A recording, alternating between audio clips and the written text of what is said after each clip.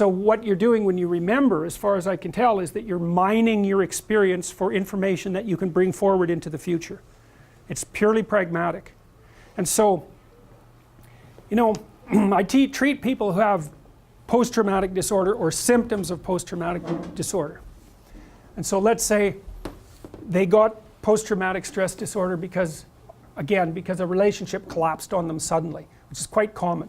You know, they get betrayed or someone leaves them suddenly, and then they don't know what to do, because, especially if they're conscientious, because then they just tear themselves into pieces trying to figure out what they did wrong to bring about that event. And the reason they're doing that is because they want to retool their perceptions and their actions so that the probability that they'll have the same experience again is minimized. And their mind won't leave them alone until they do it. And no wonder, right? Because if you fall into a big pit and you get really hurt, the first thing you should figure out is how to not fall into big pits anymore. And your mind is set up exactly for that. And so what you do with someone who's having problems like that, so maybe they're waking up at the middle of the night obsessing about what went wrong, is you walk them through it. You do a situational analysis first, because one of the oversimplifications that people make, and this is especially true for conscientious people, is if something bad happened to me, I must have done something to deserve it. Now that's actually a pretty functional idea, because it suggests that there are things about your behavior that you could change that would make the future better.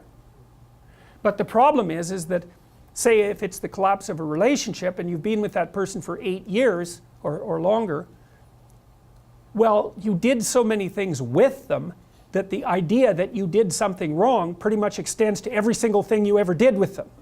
And that's, how are you going to fix that? And so that's part of the trauma, actually. The trauma is 80 million snakes all at the same time. It's like, well, forget it.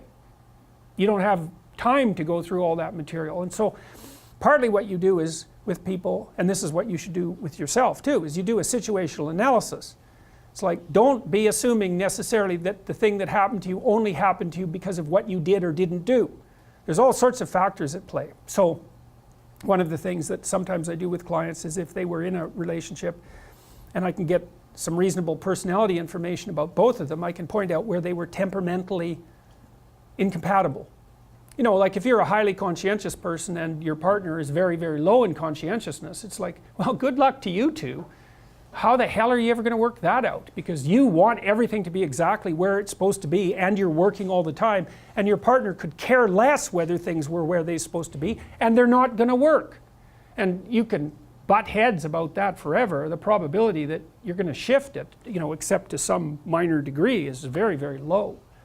And so sometimes you end up with someone with whom you get along very well on one temperamental dimension, and you're an absolute catastrophe on the other 4.